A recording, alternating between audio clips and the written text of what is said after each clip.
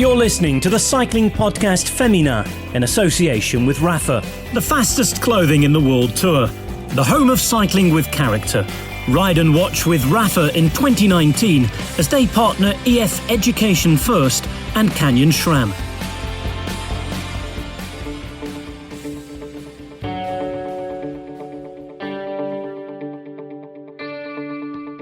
You are listening to the Cycling Podcast Féminin, brought to you by Skoda. Dedicated to closing the gender gap in cycling, one race, one cyclist at a time. This is our time.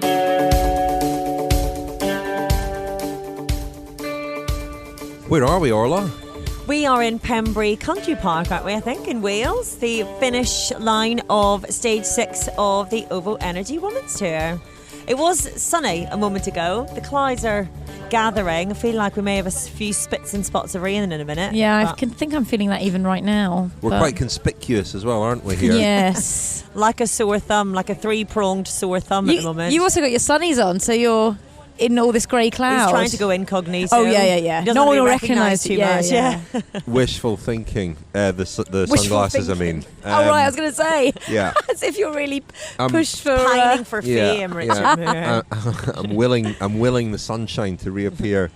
This is our first ever Cycling Podcast Féminin press conference. Something that we've done the last couple of years at the Grand Tours, and we thought we'd do it here. So... we've been asking for questions. Some of you have phoned in questions. Hear them and attempt to answer them. Shall we get straight into it? Yes. Okay. Hello, Richard, Orla and Rose. It's Morgane Islam in London, long-time botherer of the podcast. Greatly enjoyed the coverage of the OVO Tour. Excellent banter and actually very interesting to listen to. I had a question around what the future of the OVO Tour looks like. We've now seemed to have settled an established time frame of around, 8 days or so. And it now seems to have, solid sponsorship from OVO, seems to attract a very strong field of riders, though perhaps not the best climbers, something that you've pointed out during the podcast. But what's the next step? Does it miss out for example, not having that final stage in London where you can get very strong TV coverage and the crowds out, etc., to see the best of the riders? Or is it still needing to spread the gospel of women's cycling to further reaches of the country? I'd be interested in your thoughts, because it's clearly a very strong race and actually a very entertaining race to follow. Love the coverage and have loved the Cycling Podcast Féminin, which has really kept me informed of what's been going on in the women's cycling scene. All the best. Bye. Thank you for that, Morgane. It's a good question. What should the next step for the women's tour be? It is 6 days this year, not 8 days. That's a step up already from 5 days last year. And do we feel that the race is still developing? I mean, it's not been in major cities or towns this year. The men's Tour of Britain often does go to quite big centres of population, and really the women's tour hasn't this year. And so the crowds have not been enormous, I think it's fair to say. I think the first 3 days of racing left us a little bit underwhelmed. We'll probably talk about that a little bit later on. How do you feel? How secure and sort of well established is this race now? It feels secure and well established. It's interesting when you say about the crowds, because we've been spoilt by the crowds along the sides of the roads for the last couple of years. It's been a sort of a legacy of 2012, but actually spending the day in the Canyon SRAM car the other day, they were remarking on how they loved the crowds at the Women's Tour, that the fact that they get all the school children out, and it may not be the crowds that we had a few years ago, but it's still, compared to a lot of women's racing, it's still incredibly well attended. In terms of how it can develop, I think this year's racing, certainly from stage 3 on, has been really exciting. I think the course and effort put into the course is really well rewarded when it comes to the racing. I would like to see it go to new territories, though. We've had it going from East Anglia over to Wales the last couple of years, and that's wonderful and it's lovely. I'd like to push further north, really, or even further south, along the south coast. I'd love to see it go to Scotland. I'd love to see it go to Northern Ireland, because we're always the forgotten cousin. And we've got some amazing terrain over there. And that's the way I think we could open it out a little bit, because what the Women's Tour and the Tour of Britain have been able to do is bring new fans into the sport, and even if they're only casual fans for a couple of weeks, building up to it and then coming along the side of the road. If you do that in new territories and new parts of the UK, then you bring new fans to it. And I saw that with the Giro Grand Potenza in 2014, wasn't it? The euphoria around the start of that. Lots of people who never understood what bike racing was about suddenly got into it. Some of them stay in the sport, and that's as much as you can expect. Which was really. Belfast. Which Belfast, Dublin. right, yeah. I mean, I'd definitely say that you could go to new places. We have been kind of, for the last couple of years, doing the M4 swoop, haven't we? East Coast to West Coast. And it does mean that it does build into, you get to Wales and you're building into all the mountains and the slightly more, climby areas, which is great. But definitely think it could go further afield.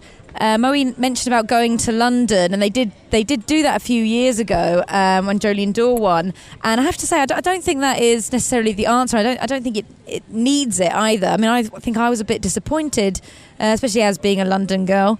I was a bit disappointed with the crowds on a Sunday. You'd be surprised how sparse it looks when you're doing city circuit around London. Because people on a Sunday crossing the roads, they're doing their own business. They might stop briefly, but it's not really holding people's attention. So I don't think that's the answer. But I think if we were to go to new places, maybe what it does need is to add more days onto the race. Because certainly to get to Scotland, unless you were to start in Scotland? Well, you could do the whole thing. Start down here. I don't think we need extra days. Yeah, I know, but Northern Ireland. But then it's also the logistics of it, isn't it? It's the fact that clearly these like Suffolk, Warwickshire, they've been supporting this race for many years, and obviously see a return in it and are willing to put in the investment for it. I'm sure if it was that Scotland came forward and wanted to offer more money or money for a few stages, then that's where it's a business decision at the end of the day, isn't it? The business model of Sweet Spot, who did Tour Britain as well, is they go where local authorities offer money. Now, there's clearly money available in Scotland because there's a new Women's Tour of Scotland this year, and that money, rather than start a new event from scratch, which unfortunately clashes with other events, so I'm not sure how good a field it will have. Could the Women's Tour not have just been held almost entirely in Scotland one year if it's 6 days? I don't know. I think if this event is to really kick on, and with the Giro Rosa sort of establishes that maybe the premier women's stage race and the new Scandinavian stage race in a couple of years coming along, which is also going to be 10 days, I believe. Should the Women's Tour not be 10 days? And it should certainly have live television coverage. I think that's the key, really, and that's the difficulty. It needs live television coverage because some of the stages that we've seen, and we've witnessed them because we've had finishing laps, for example, or I saw it from a team car. Rose, you saw one of the stages from a team car, and you get a totally different perspective. Stage 4, for example, stage 5. Well, stages 4 and 5 were absolutely thrilling to watch, and you don't always get the best bits with the highlights because they've got so much to fit in.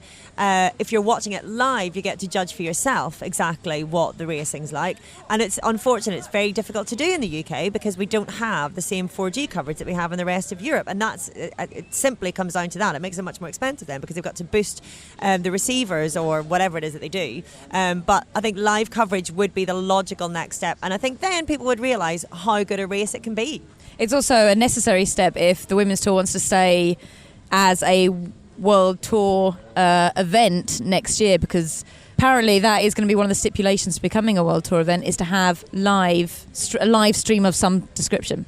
Well, on that note, let's hear a little interview I did at the Kent Cycle Park with Morgane Gaultier, who's in charge of the Women's World Tour for the UCI, and they're in the process of finalising a calendar now for next year. And as you say, Rose, there are going to be new stipulations on organisers and teams for next year, which are putting a lot of demands on organisers and teams. And I think it's reaching a point where either the teams and races are going to have to step up, or the UCI are going to have to compromise in terms of what they're asking for. Here's what Morgane said at the Kent Cycle Park the other day before we get on with the questions. Yeah, so you've been here a couple of days. I mean, what are your impressions of this race? This race is for sure one of the best of the UCI Women's World Tour. It's really well organized. It's a really professional stage race. They extend from 5 to 6 days. That's the first year, so it's really, really good. And they organize the race since 5 years, if I'm right, and since 5 years they really deliver a high standards level for women racing. I talk with the team, with the riders, they are all super happy to be there, so it's really good. This year is a kind of transition year, I guess, for UCI Women's World Tour and looking ahead to big changes next year. How is that going? Because there's obviously a lot of changes coming over the winter. Yeah, so the first big changes is related to the teams. So we will now have two tiers of teams. It's really welcome. Some teams know that it's going to be hard, but it's welcome because we know that we need it in women's cycling now. We are at the step where we've got some teams which are really professional, with some teams which are not at all, and we need to give to this team which are professional. We put the money on the table every year, which help the riders to develop, to give them this special status. So this is the first big part, and the second part is really regarding the events, where we require for all World Tour event next year to be live. We've got all the organizers who were part of the World Tour who signed the engagement form from that. The calendar will be proposed to the UCI Management Committee in 2 weeks and will be published after that. I mean, that's going to be a challenge, isn't it, for races, including this one, to have live television coverage? Yes and no. We already have, so we've got 23 events in the UCI Women's World Tour calendar, and this year we're going to have 18 which are live, which means there is not a lot which are missing that. Here I know they are working on that. It's a big step to move forward, but also they want it. After now being a 6-day race, they really want to move forward and to continue to have the growth of women's cycling. Women's cycling is really important in the UK, and the race really want to follow this. So Will the UCI be able to help races or teams to make that next step? Because it's expensive, obviously, to have live TV coverage. So for the live TV coverage, as I said, there is already a lot of races which have that. The UCI won't put money on the table for the races, because if we do it for one, we need to do it for all, which is just not possible financially to do it. But we are there to help organizer, and since years we are helping organizer. If they don't have broadcaster to broadcast the race, we help them, we give contact, etc. So we're working in really close collaboration. Like the growth of women's cycling it's not just the teams on their own and organizer on their own and UCI on their own. It's how to work better all together to have women's cycling growing. I just finally, there was stories recently about ASO, the ASO events, Liège, Bristol, Liège, Flèche Wallonne. They were suggesting that they might pull their races from the Women's World Tour because they're not prepared to provide live television coverage. Is there any progress with that, or have been any further discussions? Do you know what might happen there? Yeah, we are working with them, and as I said, the calendar will be presented in the coming weeks to the UCI Management Committee and will be approved following that. So we will have the official calendar published in 3 weeks about that.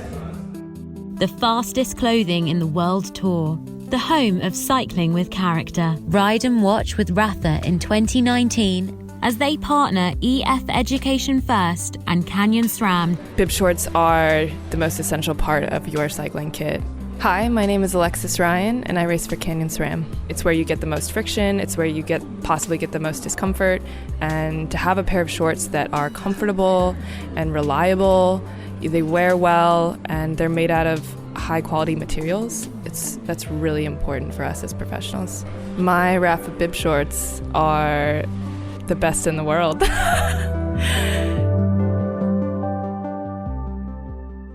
So that was Morgane Gaultier on the UCI, and interesting that we'll hear in the next couple of weeks, she said, about the calendar for next year. And let's have another question. Hi, I'm Rapha. I'm 4 years old, and is Mariana okay from her class? Thank you, Martha, aged 4, asking after Makes Marianne me want to cry Vos. when I hear voices Well, that age. voices. It's so lovely. Orla, you spoke to Marianne Vos's father this morning. Yep. Tim Harris actually introduced me to Henk Vos the other day, because Tim is single-handedly trying to improve my Dutch while we're here, because he's a fluent Flemish speaker. So now Tim refuses to speak to me in English. He only does Dutch/Flemish. So he introduced me to Henk. So I get a goeiemorgen every morning now from Henk, and we have a little chat. And he said ze gaat goed, that she's doing well, and she was out on her bike already yesterday. So she only crashed on stage 3.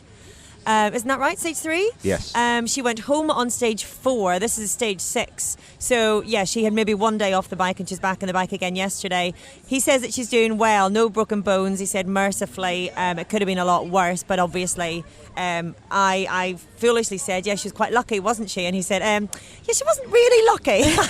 Actually crashing into a pole. But I was asking as well whether she watches races whenever, I'm always intrigued by riders whenever they crash out of a race. Do they get FOMO and want to find out what's going on? But he said no, she's not watching the race from afar. I think it's too painful because she was doing so well and because she had such strong hopes here. But the good news is physically she's well. I think mentally she's quite well and back on her bike. Hello, Cycling Podcast Féminin. I'm Isabel and I live in Canada, but I'm originally from Colombia, and I wanted to first start by thanking you for taking the sport of feminine cycling seriously and doing the amazing job you do. You deserve that podcasting prize and more.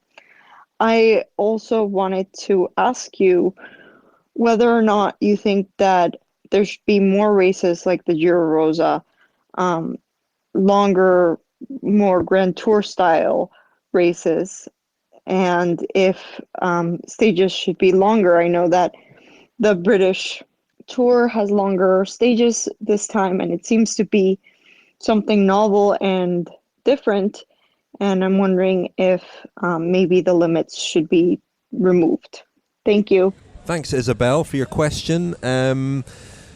Another sort of question about the Giro Rosa, and I guess where these races stand. I think I mentioned the new race coming in Scandinavia, not next year, but the year after, 2021, Battle of North, and it's across 3 Scandinavian countries over 10 days, and it seems to be pitching itself as being a direct competitor to the Giro Rosa for, I suppose, that honour of the toughest women's stage race. Yeah, it's an interesting one because it's going to go across Norway, Sweden and Denmark, so it's a joint venture, and with that setting up 10 days like the Giro Rosa, then I think now is the time also to have a third one and have kind of the structure that the men's calendar has, where you have the 3 Grand Tours, each of them being 10 days long, and then that kind of just gives a bit more narrative to the whole season, I think, because otherwise you have these kind of sudden rush of stage races. You have Bira. Narrative. Oh yeah, narrative. We have you have Bira, you have Tour of California, you have Chongming, and then you go straight into Women's Tour. It's kind of like just a flurry of stage races, with none of them being put on more of a pedestal than the others. But I think it would be great to see the Women's Tour become a 10-day race so that it can become part of a trio of Grand Tours, I think. An interesting, Battle of North, in their announcement, promised live TV coverage. That was part of the initial announcement. Well, this is what I think the key is, and I don't apologise for any indication of repetition here, but that has to be fundamental. It's not about bringing on board more races. It's not about adding an extra 10-day stage race for the sake of it. I think first and foremost it's consolidating what we have. It's trying to encourage more investment, I guess, into a race like this, the Women's Tour, whereby they can then justify in a business sense doing the necessary to be able to provide live coverage. It's about doing the same for the Giro Rosa, because I mean, by all accounts, it's a wonderful race. I've hardly ever seen any of it in my life, and I just think if we could have live coverage of that, proper highlights, whatever it might be, then that would be the first step before then we look to build on anything. I think we have to make sure that what's been built already has solid foundations. And then absolutely, in 5 years' time, in 10 years' time, if we're looking at the equivalent of 3 Grand Tours, fine. I think for the women at this stage, a 10-day stage race is more than enough, and that's not to say that women can't handle longer. It's just the size of the rosters, it's the size of the teams that we have, and the strength and depth in the peloton. You don't want to be rushing ahead with something unless the sport is actually ready, because it does more harm than good then. Isabel also asked about the length of the stages. We chatted to Tim Harris this morning, didn't we, Orla? And I've heard really conflicting views on this week, because the stages here are very long. They don't need to be as long as they are, because they're often not, they're not going in a straight line from one place to another. So they do try and make the stages quite long. Now, I've heard the view from a couple of teams saying that if they just make the stages quite long, it'll fall maybe into the same pattern as men's racing, where along a break will go and get a big lead, and then everyone will kind of stop for a natural break, and then they'll gradually reel them back in, and there's a kind of a formula to that. And yet at the same time, Tim Harris, who we spoke to and who's watched more bike racing than I've had hot dinners, Tim is a big fan of long stages. He thinks that the long stages really draw out the best riders. But I don't know, I can see both sides of the argument.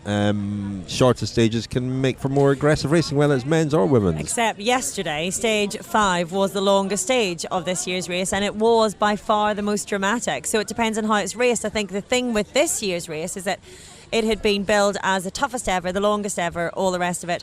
And what we had then was that the main teams, or the teams with proper GC hopes, there's no way they're going to be racing a first flat stage. They're not going to be racing necessarily the cycler park stage. They're going to be waiting until later. What we really need to see is some of the smaller teams without GC ambitions going on the attack on these other stages, however long they are. And I think we can't forget that women's cycling is in a period of development, and it's progressed hugely over the last couple of years. We're not at a stage yet where we can say this is what women's cycling is like and this is how races are raced. I think some of these smaller teams are maybe in a couple of years' time going to realise that that's the best way to race it for them. When we were chatting to people in the start line in East Anglia, some of the smaller teams were saying, well, of course we've got to conserve our energy because we've got 6 really long days ahead.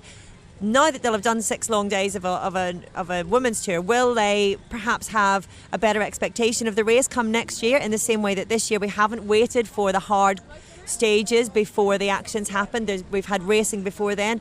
Do these things just tend to settle down, after a couple of years of flux? I don't think we know yet, really. There's an interesting point about live TV coverage. Obviously, that's great for the fans and people wanting to follow it, but for the riders as well, I think there's an argument that having live TV coverage makes for more exciting racing, which sounds daft, but people do perform for the cameras, and it just puts on a bigger, more important stage, I think. And I think that just the presence of TV cameras and live TV coverage would actually make for more exciting racing. Also, from a business point of view, you're just getting a lot more bang for your buck, aren't you, as a sponsor? If you can say X number of eyeballs are seeing your sponsor emblazoned on a jersey for this many hours every day on ITV, I mean, that's a really valuable thing, and then that's going to boost far more investment in the sport in general. Hi, Cycling Podcast Féminin. This is Hannah Nicklin. Thanks for your coverage of the Women's Tour. I've just moved to Copenhagen, which is great for cycling, but not so good for ITV coverage. So I've really appreciated the chance to catch up with the action on the podcast.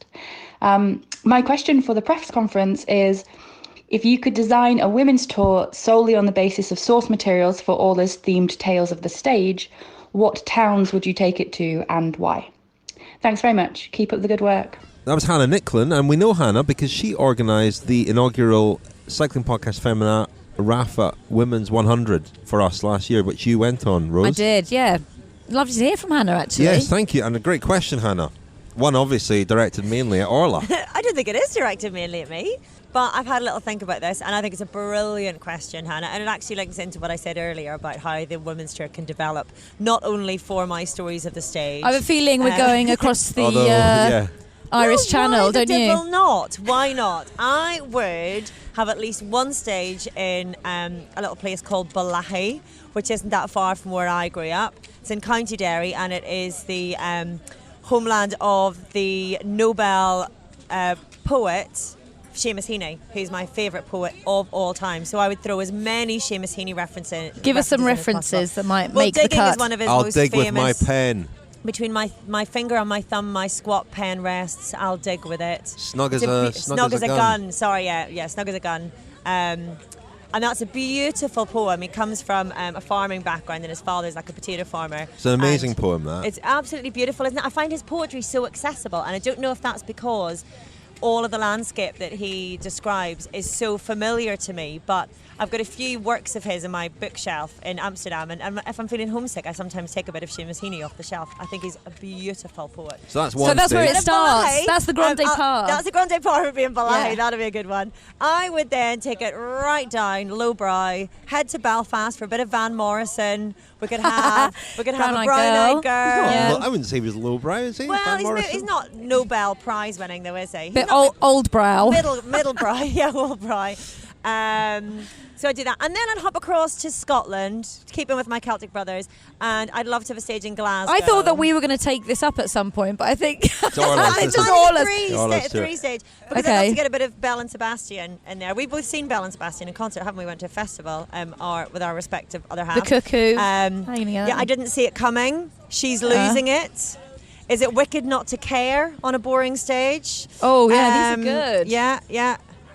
Feelings. If you're feeling sinister, there's lots of references there. So they'd be my three for starters. There we go. Rose, Where are they from in Scotland? Glasgow. Glasgow. Ah, Well, Glasgow. Same with my Well, brother and his actually, wife. So. Okay, well, Stuart maybe- Murdoch, the lead singer, is actually from Ayr, and that is also the birthplace of Robbie Burns, the national poet. So you could That would be combine a bit good. of Burns and a bit of That could be the Belle and fourth stage. Sebastian. That's some good transfers as well, doing it that Yeah. way. Yeah. Not too Get much the time in the line car. over. Go into the business lounge, all the riders. Fantastic. Yeah, I like the sound of this. Which Robbie Burns would you put in? Is he not a bit difficult to fit in a I think race? very, no, I very, think we've discovered I can easy. shoehorn Anything. anything. Yeah, I that's think true. it'd be Through easy. the Yeah, there's stage. also love poetry and all kinds of stuff from Robbie Burns. Yeah, Could you're eat a real some- expert. we could- Richard is digging into the depths Yeah, of memory. yeah. You're putting me on the spot here.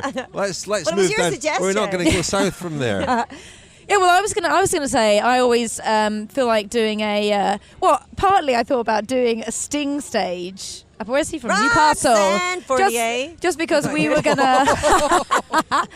Knetterman. Yeah, just because the other day we were toying with the terrible idea of doing Sting because he went to Warwick University for like one term. But all of those song titles would be Every Breath You Take. That'd be great when they're on a really hard climb. Don't stand so close to me for when Richard's being a bit weird.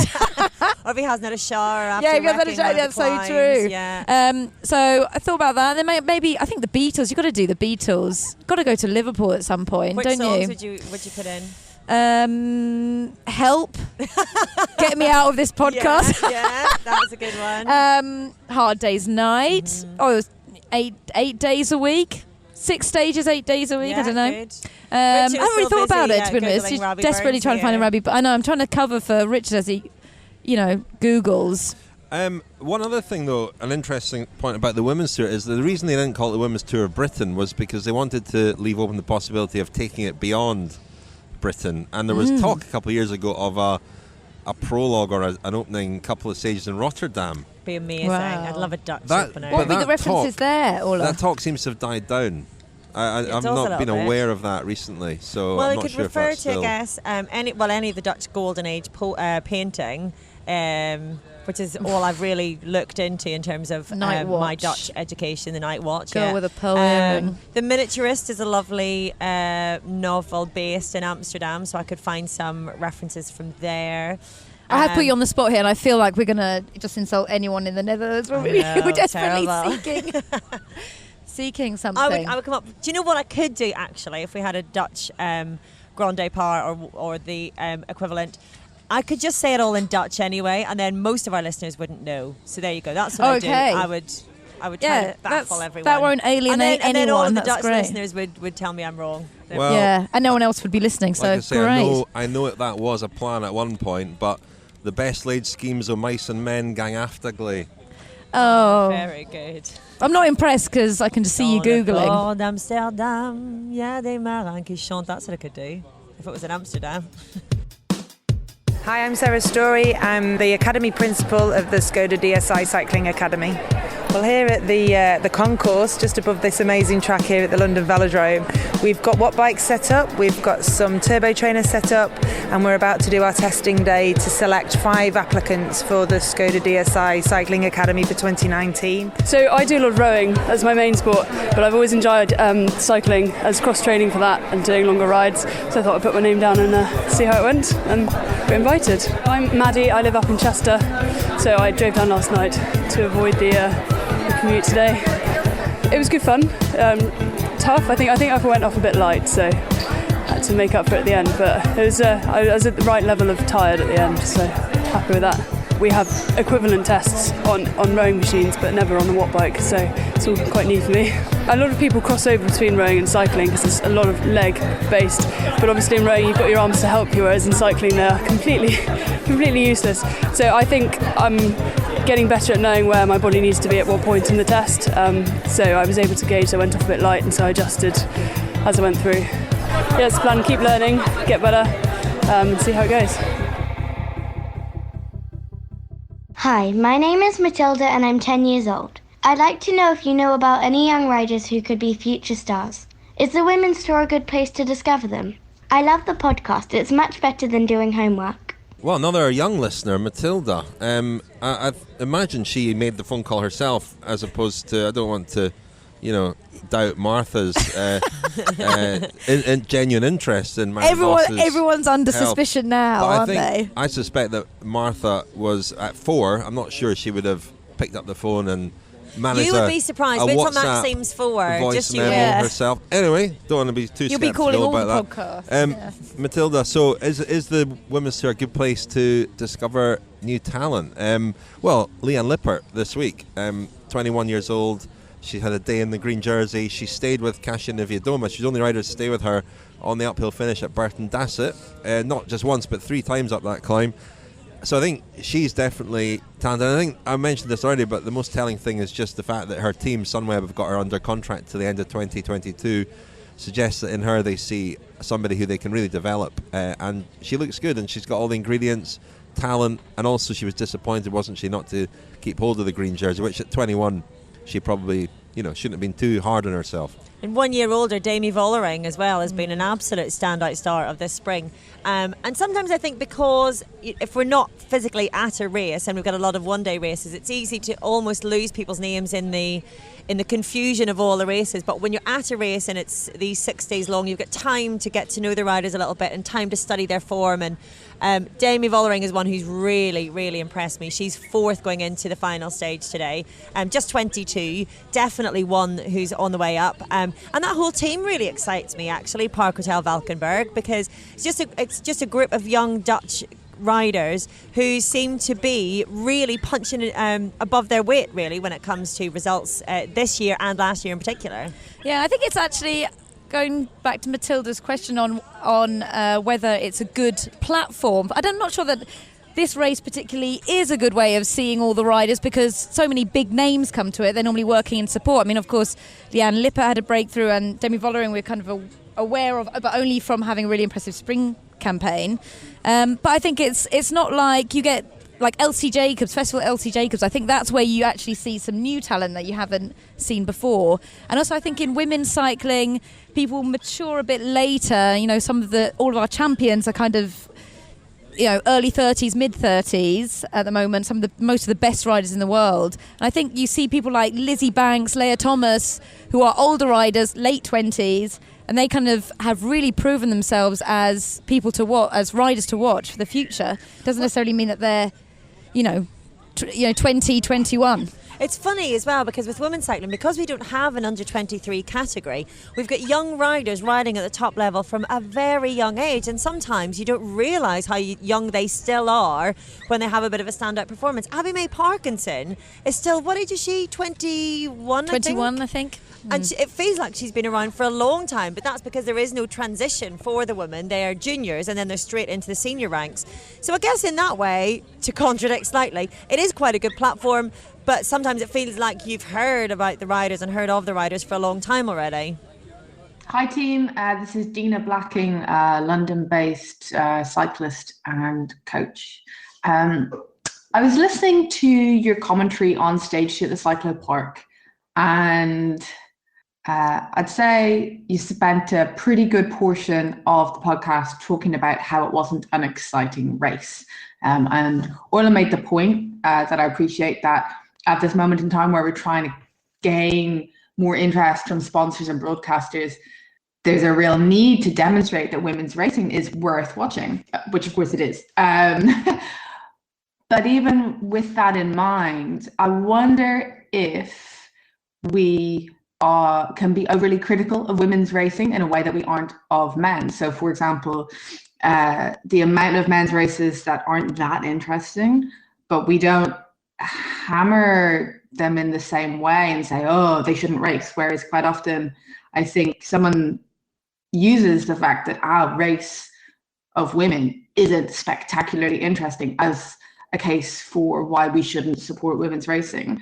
And so I wonder if, as supporters of women's racing, actually maybe there's caution to be had when we spend time talking about how it wasn't an exciting race, because men's races are way more predictable and boring half the time anyway. So I say that slightly facetiously. Anyway, love to hear what your thoughts are. And thank you so much for the commentary and coverage of the Over Women's Tour. Well, Dina, thank you very much for your question. It's an interesting one. I mean, we were, I guess, quite negative because we were standing watching the circuit race in the Kent Cycle Park, and I think we expected a lot from it in terms of, you know, attacks and splits and aggressive riding. What we actually saw was quite a fast but controlled race, which was not a great spectacle. And I think we were just calling it as we saw it. We were recording that day as the race went on, and I think we all wondered afterwards, especially when we've spoken to some of the riders who told us how hard it had been, whether we were too hard. But then our job isn't to sell the sport, it's to talk about the sport and talk about the things that we find interesting in the sport. I don't mean in what I'm about to say that TV's job is to sell the sport, but TV's different because TV have to work with the pictures they've got. They've got to show the race. Whereas I think one of the luxuries of the podcast is being able to have a discussion around the race if the race isn't that exciting. I mean, you mentioned about the comparison between men's and women's. I take issue with that because I think when men's races are boring, we call them boring, and lots of the Giro this year was pretty boring. And on those days at the Giro, I wasn't there at the time, but Daniel and Lionel took themselves off to the Marco Pantani Museum and did a lot of stuff around the race and really made the podcast about something other than the race because the race was so dull. I think as well it's a question of the maturity of the sport. If we're at the stage with the sport, or if you perceive it to be something that we have to sell, then fair enough, you've got to be bigging it up all the time and always looking for the positive. If you're taking a standpoint whereby you're giving the sport a bit of credibility and putting it on a level with other sports, then you have to call it whenever it's boring, because you are hoping that the audience also understand that then whenever the race is exciting, you're being genuine. I think it's disingenuous really if we're going to call a race as being very exciting when it's not. And also it sort of, I think that is important for people's understanding of what the racing is about. If you're watching a stage or listening about a stage for the first time and you think, oh, that's what is considered to be cycling, and you catch a glimpse of anything that's happened, you think, well, if that's exciting racing, I'm not sure I'm up for that sport. And I do think as well with men's sport, with men's cycling, we do call it boring when it needs to be. I mean, you say with television coverage, and yes, it's true, you do need to hype it up slightly, but I was working for Eurosport for the Giro, and for a lot of that race, we had to be very specific and say, you know, this isn't an uneventful stage, because the audience isn't fooled. You can't treat cycling fans as idiots, and also, but then it's your responsibility to find something exciting to say. And I completely, you know, if at the end of the day we've said it's boring and nothing else, then absolutely that's our fault. But I think the point is it's our responsibility then to find things that are interesting, because we're interested in it. So we have to convey that interest and the stories, or use that opportunity to explain more about the sport. You use that as a chance to get under the skin of the sport a little bit, but I don't think that it's our position, and I don't think it would be right of us to call a stage exciting if it simply wasn't. Well, I think it'd be off-putting to someone who was new to the sport if we're trying to, you know, hype up a stage that we actually really found very boring, because they would watch that and say, is this really what cycling's about? Is this really what they think is exciting? People would think we were we were mad to think something was exciting when it's just like a peloton of riders going around pretty much all together the whole day. And I think it's also a case of respect. It's a case of we want to analyse the racing aspect of it, and if there's not much racing to analyse, then we just can't do that. I think we try, and we obviously want to always touch on the kind of thematic issues with women's sport and women's cycling, and its comparisons to men's cycling, where the sport will go, and the kind of injustices that they might suffer. But I don't think we want to focus on that too much, because we want to show the respect to the riders, that we can take their performances as professional athletes and call it out when a team's got the tactics wrong, as they do in men's cycling all the time. And I think as well that sometimes we're just asking questions that hopefully then generate a bit of a debate, because on that specific stage we were asking what should be done then to make today more exciting. Was it a case that the route wasn't sort of geared towards an exciting race? Was it that we simply did need a shorter stage in the middle of all of these long stages? Should the smaller teams be doing more to animate it? What's the answer to that? Because we invest ourselves in women's cycling a lot, the three of us, and so that in itself is a process of trying to bring more interest into the sport, trying to bring more investment into the sport. And you've got to ask the questions then, if a stage doesn't lend itself to being a good platform for the sport, why is that? And that's just a question that we ask, and maybe there is no answer, but it's a valid question. I think you've hit the nail on the head in the sense that the best way to cover the sport is to criticise it, and the best way to respect the riders and the sport is to be able to criticise it, because it shows that you're taking the sport seriously. And I think, that day in particular, I think there were a few things went wrong with that stage. All the riders told us how fast it had been, how hard it had been. I didn't buy it, because I thought that more riders would have been dropped if it had been really, really hard. And I just think that it was an opportunity for some of those teams that you mentioned to have a go, and they didn't. And that was really disappointing. And it was an opportunity to showcase a sport that wasn't seized. And I think there were loads of things they could have done differently. I think it could have been the first stage, it could have been an evening stage, it could have been maybe starting with a time trial for each of the riders, one lap of the circuit. There are lots of things they could have done, which I don't think ultimately it worked. But yeah, I think we will definitely criticise, because that, as I say, is a form of respect. But also, there will be stages that are boring. I mean, sport. Not every game of football is a 3-3 draw. How dare you suggest that not every game of football is exciting? You get goalless draws in football, don't you? And you get boring stages in a Grand Tour, and you sort of need the. You need those stages in order to have. You need the lows in order to have the highs, don't you? So that's just part of a Grand Tour. An exception maybe was the Giro d'Italia last year, where there was excitement every day, and that was partly the course and partly the riders. Hi guys, love the podcast. Especially important for the Féminin, as there's rather less coverage than the men's side of things. I have a question regarding teams, particularly ones that's associated with the men's teams, like Sunweb and CCC. We've seen a lot of them, but we never hear anything about the Lotto Soudal women's team, and they don't have a team in the OVO Women's Tour. What's happened to them? Is it just because they don't have such high-profile female riders? Anyway, love to hear the answer. Thanks. Hello, Orla, Rose, and Richard. My question for you is regarding the disparity or lack of parity in the women's peloton that may be growing. Last year, one of the common themes that was spoken about was investment by men's teams into the women's peloton. My question is, do we see that physically in the peloton? I'd be interested to see if the investment of teams that have a men's component into the women's peloton is actually causing a greater disparity between the effects and outcomes of the races, because these teams that have lower budgets can't compete with the conveniences and comforts of larger teams. Well, that was Graham and Andy. It was Graham asking about Lotto Soudal and Andy asking about the disparity between the men's and women's teams. Lotto Soudal do seem the poor relation, don't they? I mean, they've had some decent results this year, Lotte Kopecky in particular, but they've had a team forever, but the team is certainly not at the level of the men. The women's team is not at the level of the men's team. Lotto Soudal have had a team since 2006, which is a long time for a women's team and a long time for a team that is attached to a men's team as well. And they have had in the past, they've got some great alumni. I mean, Yolene Dora was there, Elena Cecchini was there, Ashley Moorman was there. I think, they're not here. I think that's partly to do with the fact that they have a roster of riders that includes track riders and mountain bikers, and so they get their road training through riding for Lotto Soudal, but that's not necessarily their main discipline, which I think means that we don't see them necessarily at the biggest races, and especially on an Olympic cycle. So we see less of them on this year, we'll see less of them next year, and then when those trackies and mountain bikers come back to the road on those intervening years, then we'll see more of them in those years when there's less to do on the track.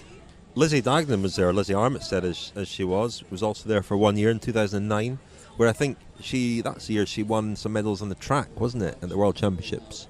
I mean, it's curious because if you look at the men's team as well, Lotto have a strong tradition of nurturing talent, really, don't they? And they've got a really strong presence in Belgium and bringing riders through, and then you see riders coming back to the team once they've made it to the top level, and possibly that's what the women's team is about more than anything else, and the fact that they do have riders across different disciplines would certainly suggest that. Demi de Jong, the Dutch rider, finished third at Les Semines des Dames this year, and you mentioned Lotte Kopecky. They don't have an awful lot of other results. But I mean, if they are producing alumni of the calibre we're talking about, then it would suggest that they're maybe a little bit more developmental. We've never actually spoken to anyone from Lotto women's team to see what their raison d'etre is, really. So that'd be interesting to do. We could maybe try for that at La Course. And on the difference between the men's and the women's teams, you're right that a lot of the teams do have camper vans here, and that's how they roll.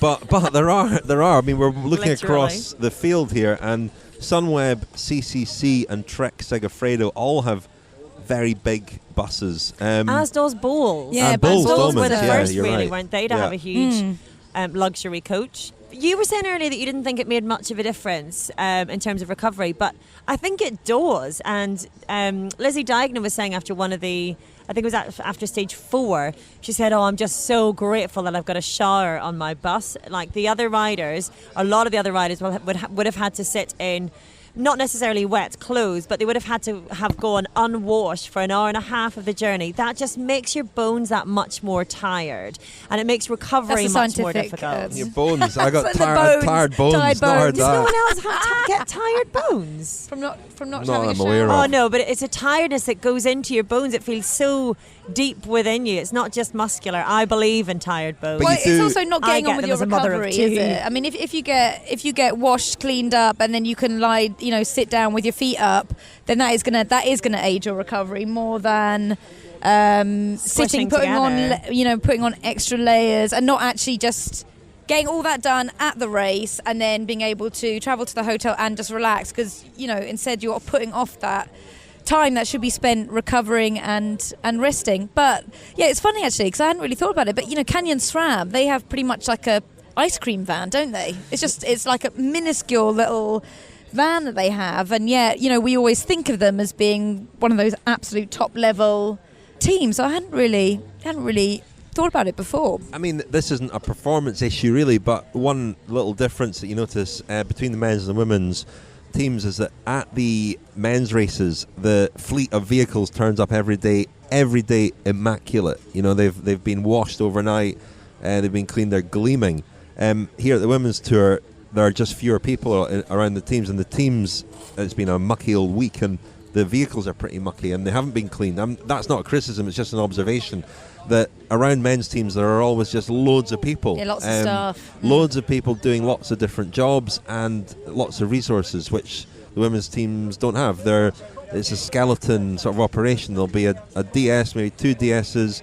One of the DSs will be handing out bottles. There'll be maybe a soigneur, but not the the whole medical team that a men's team would have. I have to say, though, in the question, it was pointed out the number of riders in the top 10 in the stage finish yesterday here in the female equivalent of men's teams. But if you look at the top 12 going into the stage today, 8 of those are on women's standalone teams. You've got Lizzie from Trek in the lead, but then you've Kasia from Canyon SRAM, then you've got Amy Peters from Bowles, Demi Vollering Park Hotel, which is a tiny team, Chrissy Mazuris of Bowles, Lizzie Banks of Bigla. So actually there's only one of the top 6 who are from a female arm of a men's team. So what I like very much actually, is that in women's cycling we have this complete range and we're not completely tied to men's teams. I think the development of Trek and we really see them emerging as a strong, solid unit at this race, probably for the first time this season.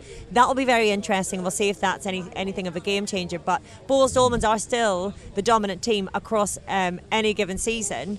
And I like that. I like that we have a mix-up of both men's teams with a women's team attached to them, or maybe one day it'll be women's teams with the men's teams attached to them, and standalone teams. Yeah, a question by email, or actually it was a direct message on Twitter from Mike Fagan, brackets friend of the podcast. Thank you, Mike. Why don't female cyclists have nicknames? He's suggesting Lizzie the leopard, Kasia the koala. The koala? Koalas can be quite feisty, actually. That's a good one. If I'm the buffalo, is Orla a gazelle and Rose a tigress? Mike, yes, I can confirm. I can confirm that. But there aren't so many nicknames in women's cycling as there are in men's cycling, are there? But I just don't think that women give each other nicknames as much as men. There is one nickname in the women's peloton that I heard from the Canyon SRAM team car the other day, and that's Ho Ho. We've got Roxanne Knetemann.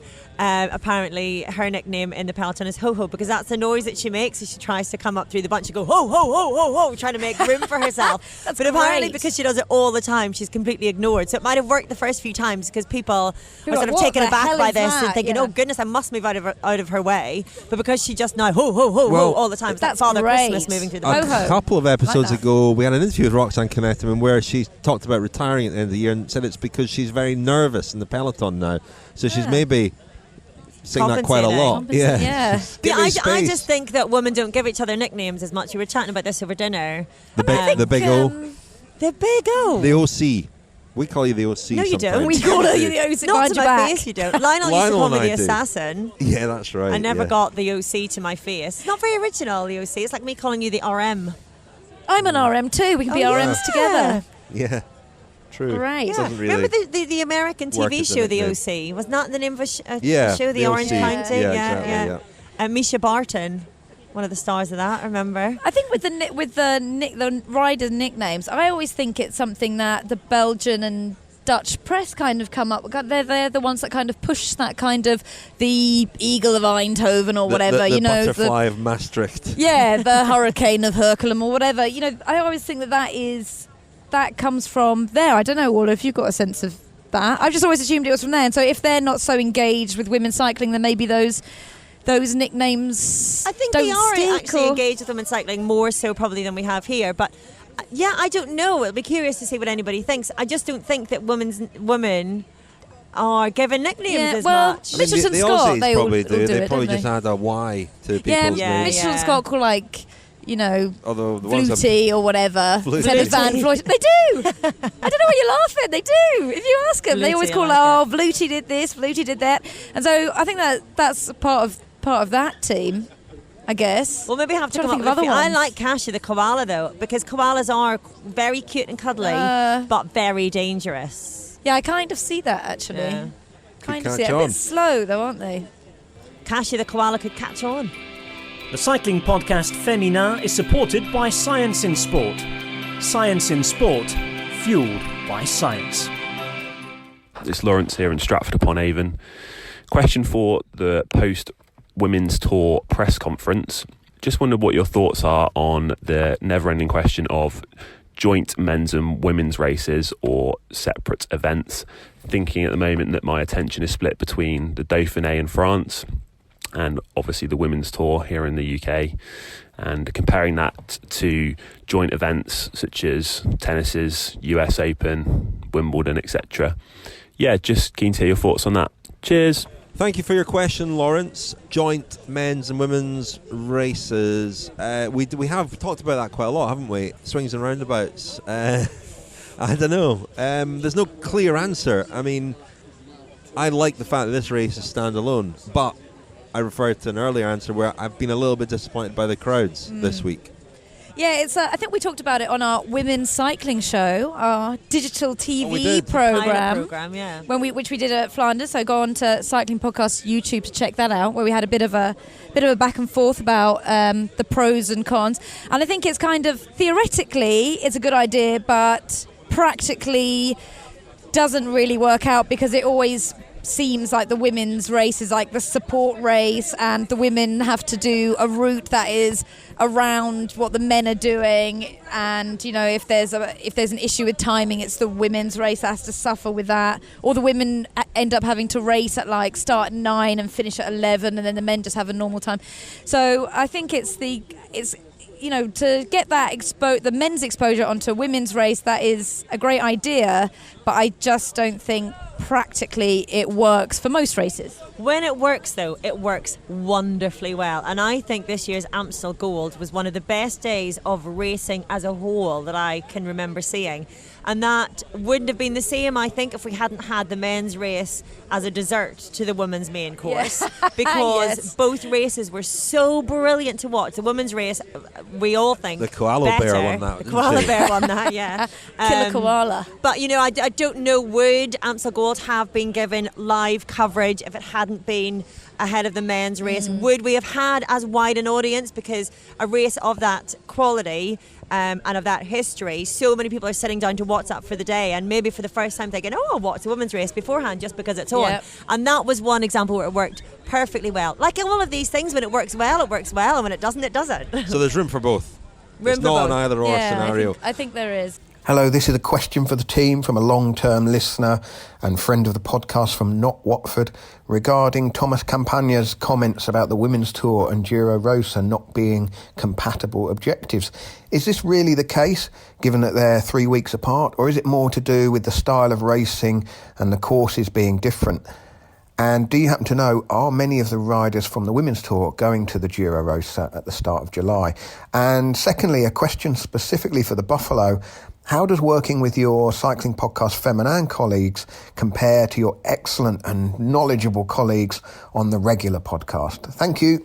Thank you for your question there, Lionel from Not Watford. Well, to answer your first question first, I think, as Campagna sort of hinted at, that it's a trend as much as anything. It's very difficult to know objectively whether they are incompatible, but if somebody does it, like Annemiek van Vleuten last year, and wins the race in such dominant fashion, then others do tend to copy. And I think it's more to do with the style of racing and the courses in particular maybe not being compatible. You know, got major climbs at the Giro Rosa, and so the best way to prepare for those major climbs is to go and train on major climbs. Yeah, I think it's a trend, it's a fashion as much as anything else. Annemiek was really the first in the women's peloton to copy the men in terms of going to altitude and using training as preparation for races instead of racing as preparation for races. Anna van der Breggen is now doing the same thing. We may see more of that. I'm not sure how much more we'll see of it really, because not all teams have the roster to be able to afford that luxury of allowing riders to not race some of the top races like this one in particular. I don't think they are incompatible really. I think the problem really for everyone else is that Annemiek and Anna are so difficult to beat on those hard hilly races that whatever they do will be the best preparation really, and they're probably trying to each beat each other. Everyone else then, well, a lot of the riders from here will go on to the Giro Rosa, so we will, you know, quite possibly have third place having come from here. That's assuming that Annemiek and Anna are first two, which I don't assume for 1 second. But I think it's a trend thing, and I think that's just how Annemiek certainly likes to prepare for these big races. Anna van der Breggen does more varied racing certainly these days, but no, I don't think they are incompatible really. I just think that the courses are very different, suit very different riders for the most part. I mean, in the women's peloton more than the men's, people specialise less and they tend to do races that they're not entirely compatible with. But if you compare the Passo Gavia to Burton Dasset, I mean, they're just completely different climbs, different styles of racing. The climbs here are much punchier, and like Cassiani Viadoma, for instance, is much more... The Koala Bear is much better suited to these kind of racing, and it is... I don't think it means it's less exciting or less, animated. They're just different, and so that you'll get different riders doing different races. But what I really want to know is the answer to the second part of that question, Richard.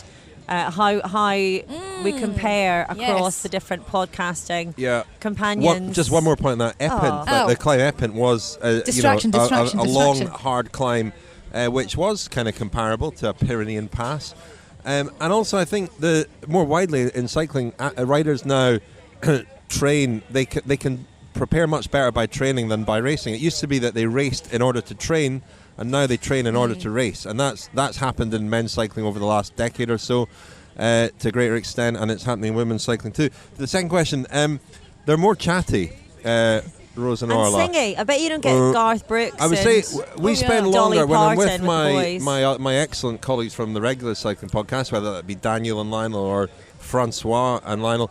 I would say we spend longer periods of time in what I would describe as companionable silence. I'm a bit concerned that both you and our Not Watford friend have prefixed the male half of our team as excellent, or words to that effect. We're just the Cycling Podcast Féminin. I think it's taken as read that you're both excellent, but in a different way. Yeah, you have fun with us, though, don't you? I would say admit it. It's more fun. Yay! I'm joking, Lionel. I'm joking. No, he's not. It's not more fun. Lionel, if you're listening, which you are, we both know he's not, though. It's just very different. It's I